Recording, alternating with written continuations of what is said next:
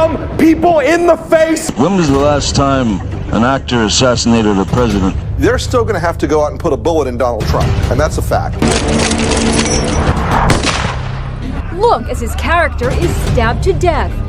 Where is John Wilkes Booth when you need him? That's it right there. Pull it up. I have thought an awful lot about blowing up the White House. A Missouri state senator is under investigation by the Secret Service after saying she hopes President Trump is assassinated. I will go and take Trump out tonight. And if you see anybody from that cabinet in a restaurant, in a department store, at a gasoline station, you get out and you create a crowd. And you push back on them. And you tell them they're not welcome anymore, anywhere.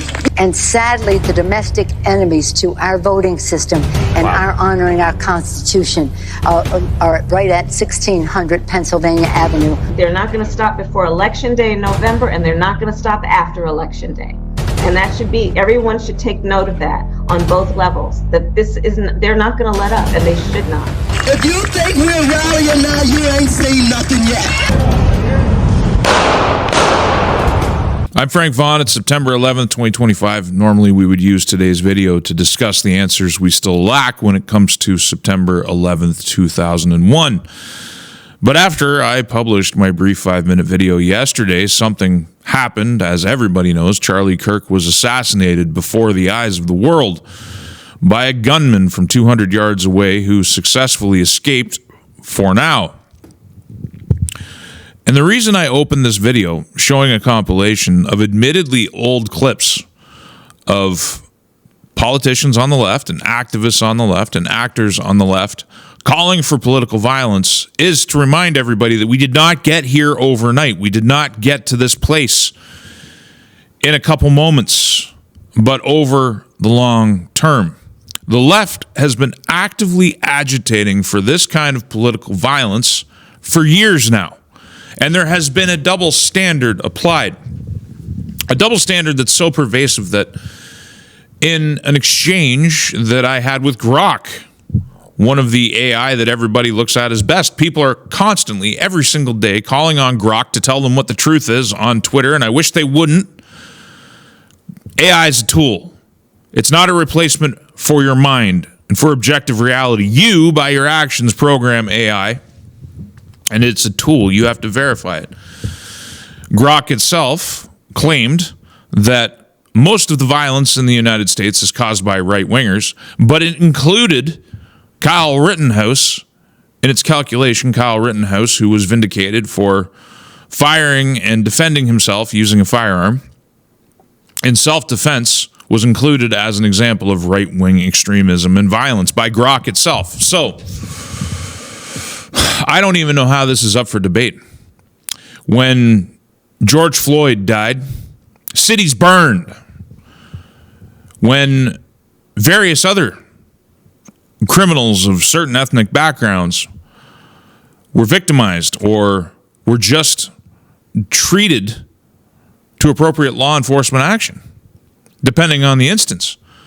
Leftist politicians and leftist activists called for violence in the street. And you literally had CNN standing in front of fires calling protesters who were looting and destroying streets and hurting people peaceful, mostly peaceful protesters.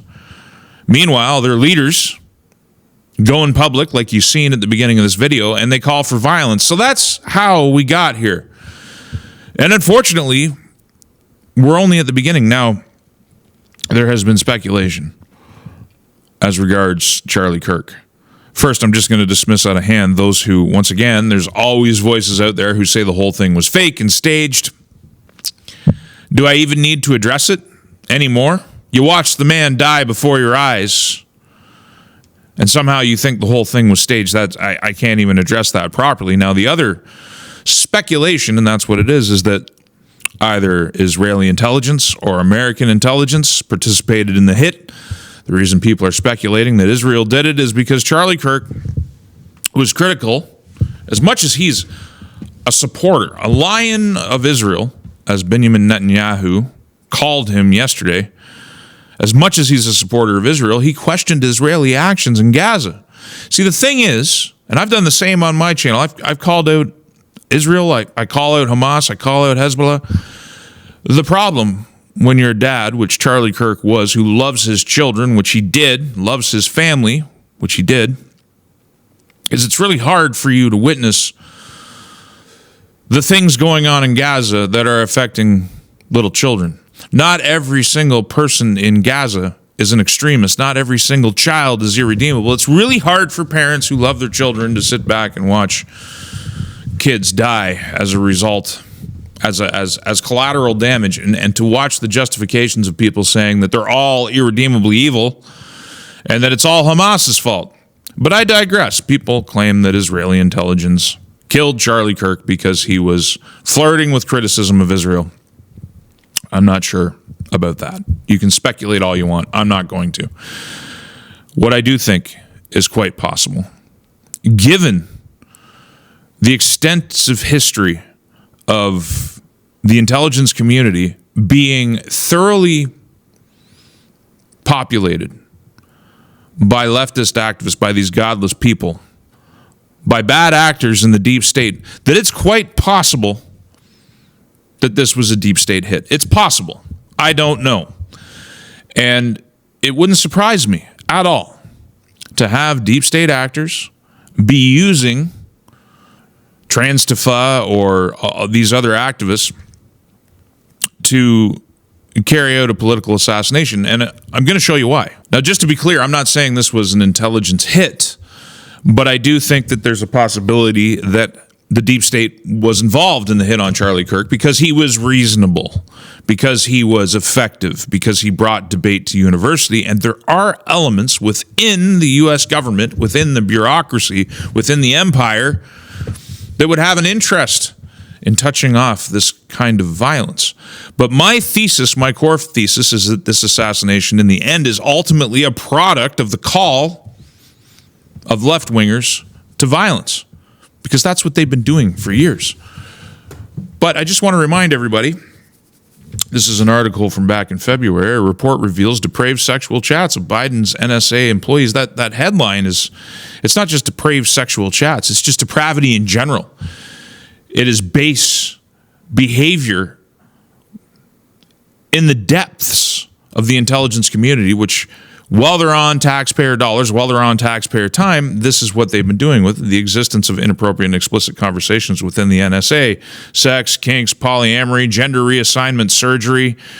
One of these messages highlighting the pleasure of being penetrated in a spiral of depravity, and another, even worse, noted delight being electrified in the anal hole in the context of laser hair removal. This is what your intelligence community is up to in their secret chats. And look, it's no big secret that a lot of violence and a lot of horrible behavior is coming out of the trans community. It's not a surprise, folks. When you are telling people who are living a lie in defiance of biological reality that everything is cool, it's going to create cognitive disassociation, cognitive dissonance, and it's going to lead to violent outbursts. And we're seeing that. Like, considering what sliver of a percentage of the population is trans-identified, how many mass shooters do they have to produce? That's just mass shooters. That's not other forms of depravity like the rape of children. We've seen sleeping toddler raped in Canada, trans-identified suspect arrested. Elon Musk calls it severe problem. This guy, and that's what he is, didn't even have the courtesy to change anything about his demeanor. He just started calling himself a she. He had already committed this depraved crime and was released on bail in March, and then went out and absolutely destroyed this poor 3-year-old.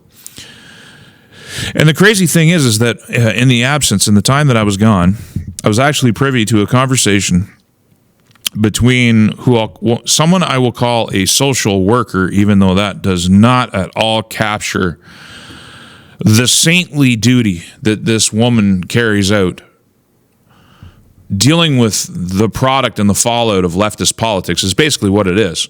Little babies that are addicted to drugs in the womb because their parents didn't even have the responsibility to stop using And she's the one that has to wean them off. She's the one that deals with all the damage, the one that takes these kids from these problem homes. And she's not the only person I know in this position. Trying to save the children every single second of this woman's life is consumed with picking up the wreckage of these leftists who think hard drugs should be legal, who think pedophiles should be included in understanding.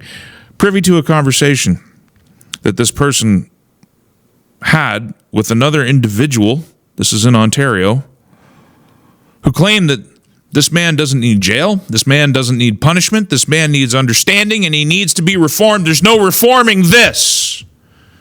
I will never celebrate the death, the assassination, or the killing of anybody, except in the case of people like this. This is where capital punishment is needed. These people need to be expunged from existence. But where does this come from? This is a trans-identified man. It doesn't mean that every single trans person is going to be heinous like this, but there's a whole lot of violence. There's a whole lot of depravity emerging from this blanket acceptance of anybody who decides they're going to be trans. It's this great, big legal protection everybody's supposed to just lay down and understand. And this has direct applicability to the Charlie Kirk assassination. The headline is Rifle Ammo and Kirk Assassination Engraved with Trans-Tifa Ideology, Law Enforcement Memo. Utah Department of Public Safety official Bo Mason, an FBI special agent in charge, Robert Bowles, briefed reporters with new details on the political assassination of Charlie Kirk and the ongoing manhunt for the suspect who remains at large. Separate from the press conference, the Wall Street Journal confirmed, following an initial report by Stephen Crowder, that the older model .30 caliber hunting rifle used in the assassination contained ammunition engraved with expressions of transgender and anti-fascist ideology inside the rifle. Again, how often does this have to happen? But look, this is another headline from Blue Sky to Reddit. Democrats celebrate Charlie Kirk assassination. Trump slams radical left. I opened this video with a compilation of older clips. These all have been produced in the last 24 hours. Now, this is sick. By the sword, die by the sword. He did say that gun deaths were an acceptable side effect of gun rights. By the sword. Who laughs? Like, these people are evil, godless, soulless, and they're destroying everything. Their ideology and their beliefs can only lead to destruction. Every single thing that they do is anti-human. They think hard drugs should be available to everybody. They think addicts should be cured by giving them access to drugs and safe supply. They think people are born in the wrong body, and they don't even have a mechanism for that mistake because they don't believe in God. How can you be born into the wrong body if there's not some divine presence? It's anti-logic, it's anti-common sense, and it has no real emotion, no real empathy. One of the things, I'm really trying not to get enraged here. I'm really trying. One of the things that I keep seeing coming up, and it's actually on Twitter, it's been brought up to me, is that Charlie Kirk said something to the effect that empathy is fake, and they take it out of context because what Charlie Kirk was talking about was fake empathy. These leftists who are always talking about empathy don't even have a concept of what the word means. And they take it out of context as though it justifies his death somehow. That they should have no empathy because that's what Charlie said. So they're justified in the kinds of behavior that you're seeing on screen. I swear I'm not happy about it. I'm not happy about this. I'm not happy about this news. It's so unfortunate. Can I just send a message to this? Who are the people who do this? Who are these people?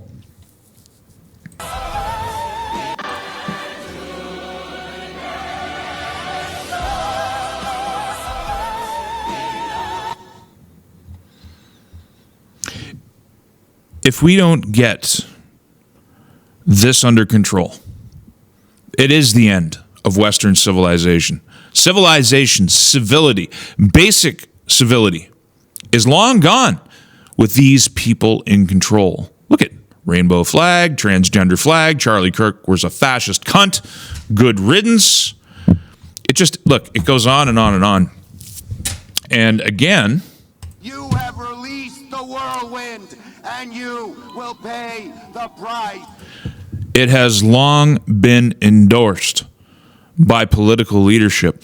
And here in Canada, we need to pay attention because this philosophy is in total control of this country. You don't need to look far to find proof, whether it's the Liberals, the NDP, the media that they control and now fund, the philosophy of so-called progressivism, which is actually the regression of human decency and human morality. It's the regression of civilization. They're in control here, and they are doing everything they can to bring this country down socially, culturally, and economically. This from Rachel Gilmore, terrified to think how far-right fans of Kirk, aching for more violence, could very well turn this into an even more radicalizing moment. No one gets more radical than you and your friends, Rachel. Will they now believe their fears have been proven right and feel they have a right to retaliate regardless of who actually was behind the initial shooting? How many corpses do we need? How much political violence do we need? How many cities need to burn because of leftist ideology? How far do we have to let civilization sink before we take a step to bring it back? Inside each and every one of us is a libertarian, an authoritarian, and an authoritarian. Nobody likes the authoritarian side. We all want to believe that we're responsible enough to handle absolute freedom. But the fact of the matter is, we're not. The old debate between liberals and conservatives, and I'm talking about the old debate 200 years ago, was not that government was good or evil. Both sides knew that government was evil. It was about whether or not humans themselves were inherently good or were inherently flawed and needed a guiding hand, a referee of the state, the authorities.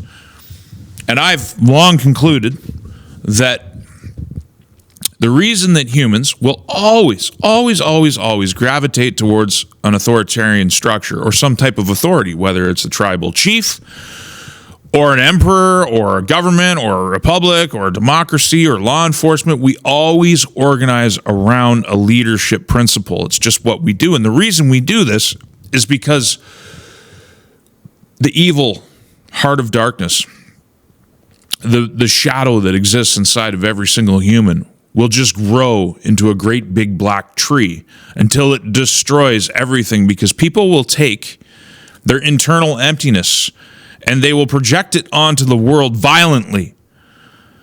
And so we're at a point now. How many years have to go by? Justin Trudeau himself, in French, asked if the unvaccinated should be tolerated. A very real question as to whether they should be tolerated in society, whether they should just be rounded up and put in camps. Everybody knows what the implication was. And there was a whole pile of people who applauded it. Everybody's seen the Toronto Star front page, which was more than happy to print quotes from people calling for violence against the unvaccinated. And now, in retrospect, nobody wants COVID boosters. Very few people in Canada want to take it because everybody understands it. There hasn't been an outpouring of apologies. There's never been a reckoning. But those who stayed away from the clot shot are vindicated. But nobody's ever done a retraction. Nobody's ever done an apology. That's what that seed, that's what that shadow part of the societal personality will manifest in the world. And now we're at a point. Rachel Gilmore is concerned about far-right fans of Kirk wanting violence. But it's not the so-called far-right, which isn't far-right at all. It's just common sense. The people who hold common sense, the conservatives, not violent people in general. If the right was violent, inherently disorderly, inherently anti-civilization, you would know it because they have far more guns. Even here in Canada, there's 3 million legal gun owners. There's far more legal licensed gun owners in Canada than there are military and police personnel. Do you understand that? Do you understand how outnumbered the state actually is when it comes to firearms? Now, admittedly, the state has far superior firepower, even here in Canada. The point I'm trying to make is, if the right was violent, you would know it. But the fact is, every time there's a new draconian law that comes down from the government targeting legal firearms owners, the overwhelming response is to comply because they don't want to lose everything that they have. Now, we are getting to a point in Canada where the right is fed up. You've got Premier Smith saying they will not back a gun confiscation in Alberta. You've got Carney, the mealy-mouthed worm that he is, saying that it's not a gun confiscation, but a voluntary program to turn in your assault weapons. If you can believe a word out of the man's mouth, because he contradicts himself every time he speaks. You know, it's funny, and I don't want to digress too far from the main point of this video, but the Liberals have managed to make me miss Justin Trudeau, because at least I was very clear in my responses to every time Justin Trudeau spoke. I just basically tuned him out. I didn't like listening to him, so I would go and read transcripts whenever he prognosticated and I needed to understand what it was he said. Mark Carney is stale. I don't know how you can rise to the position of Prime Minister, that you can get so far in life and not learn how to talk. The ums and ahs. Train yourself. That's what I did when I started making videos. I did the same thing. I blinked too much. I didn't like the way I breathed. I didn't like the gaps that I would fill with ums and ahs, and so I trained myself to stop. How did they not do that? The other problem with Mark Carney is everything he says is contradictory. You can't believe him, so why would you want to listen to him? They've actually created a leader so stale that I wish I had the effeminate musings of Justin Trudeau back, just so that I would feel something when I heard it, because I don't feel anything when I hear Mark Carney speak. But back to the main theme in this video. Everybody knows what occurred here. I don't need to go through it anymore. Soft on crime policies, turning violent offenders on the street, which is in control of Canada. We do this every day in Canada. It's the guy who raped the 3-year-old will probably get out on bail at some point, because that's what we do. People get stabbed in the morning, and the person who did the stabbing is back out on the street to run into them again. That happened in Vancouver. I covered it in a previous video. So the very policies and the very activist judges that released the man that killed this woman are entrenched here in Canada, which is why we should pay attention. Something else that's entrenched is racism against whites. What is white? It's pigment.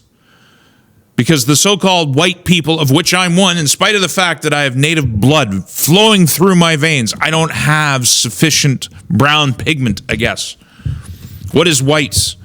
It's not Dutch, it's not English, it's not French, it's not differentiated. It's literally lumped together based on skin pigment. It's not so much racism as it is pigmentism. But we have a media that routinely beats on the European man and woman. We have politicians who create programs from both sides of the aisle that deliberately discriminate against white people in favor of people with more skin pigment. Education programs, you don't get in by merit, you get in based on skin pigment. Business development programs that deliberately target one racial group to the disadvantage of another. People can't get jobs. Even right here in so-called deep conservative Saskatchewan, people can't get jobs because they're not of the appropriate ethnic background. We've created a slave class in this country. Not just temporary foreign workers, but also the International Migration Program, which brings in far more people that displace Canadian workers of all ethnic backgrounds. To be fair, we've created a slave class where white people are locked out of the job market by complete and total foreigners who don't belong here. All of these things are happening. All of these things are racist, and all of these things are targeted at white people who have done nothing. Now, the point is, when it comes to the horror that you see on screen, And I'm not going to show you the video. Nobody needs to see it. You've already seen it. The woman was stabbed and died. And you had 5 other individuals on that bus who did nothing for her. They just watched her die. And what's the reason for this? Because we are constantly told, these people are constantly told by our media and by our politicians that it's okay to hate whitey. White guilt, white fragility, all of these terms. I actually just seen on Marketplace the other day that somebody is trying, there's a couple individuals trying to sell white fragility, why it's so hard for white people to talk about racism. You couldn't write a book title like that about blacks or Arabs or any other ethnic group. Only white people are under constant assault. And you can have trouble with the definition of what white means. I understand that. Because to call someone white is depriving them of their identity.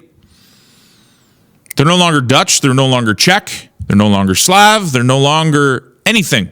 They're just white, which is itself racist.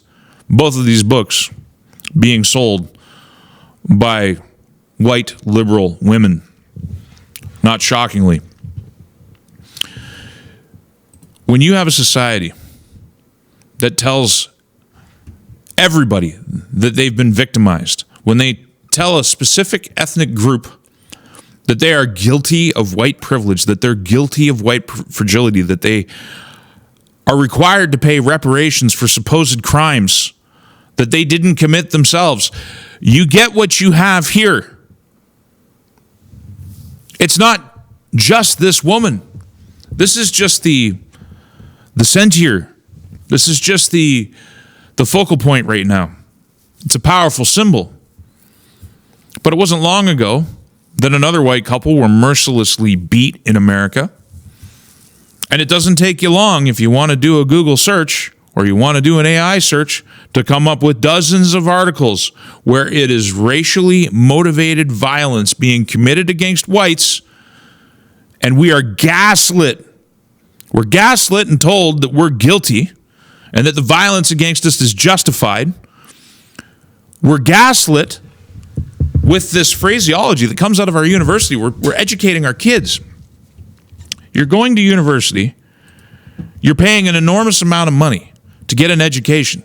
And while you are there, you're being told that it's impossible to be racist against whites, that there cannot ever be any racially motivated attack or discrimination against white people because it's impossible.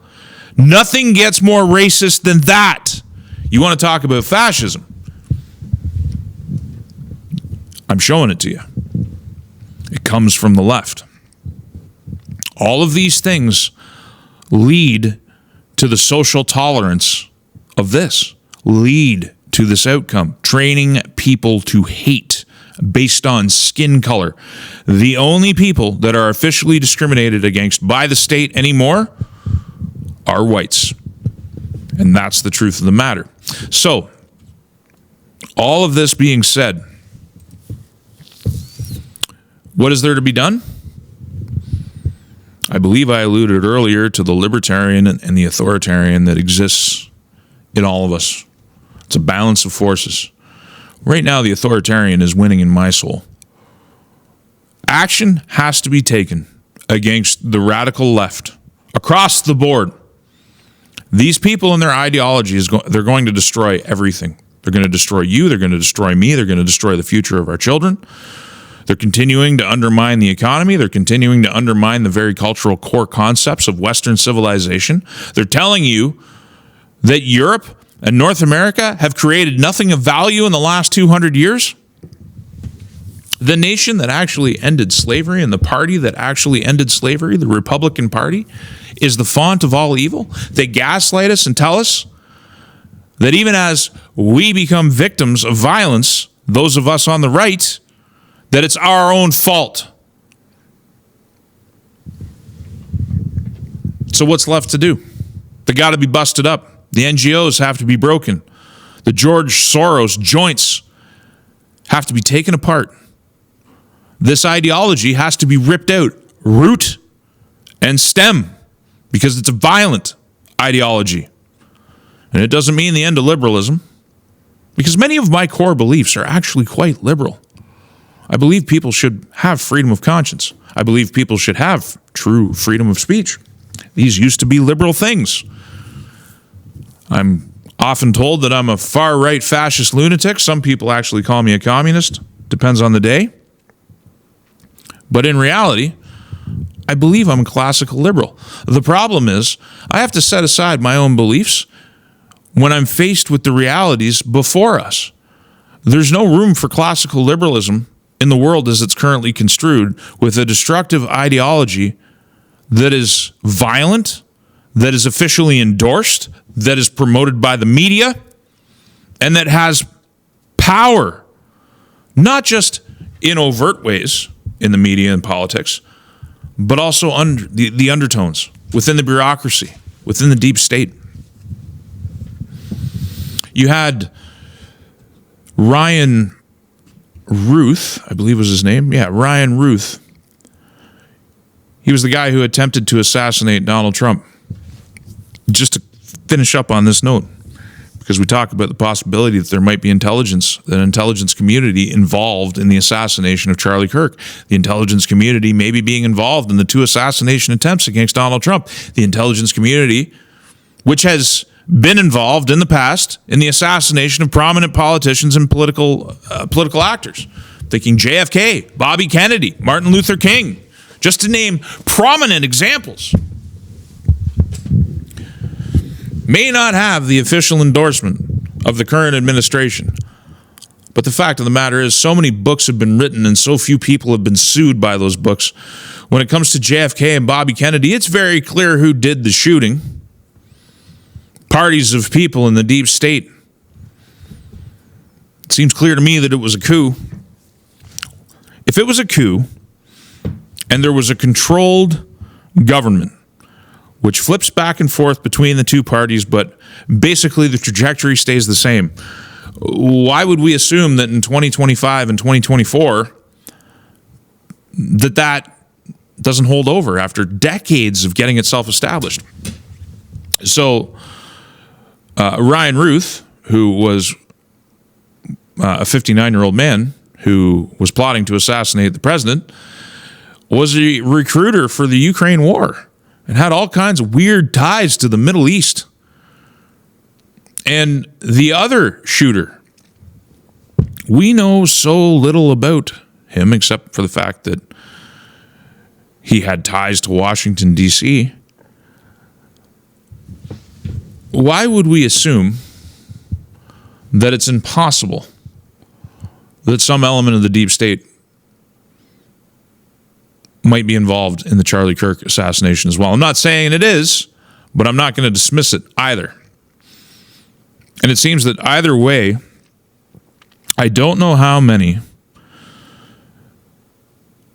leftist ideologues, Transtifa, violent shooters and mass shooters and people with violent political agendas need to be spawned by this dark ideology before some kind of authoritarian response is warranted and actually takes place. I mean, that's the direction we're heading in. And I'm not exactly against it. I'm Frank Vaughn. If we want to save civilization, we're going to have to deal with this stuff head on. I'll see you in the next one.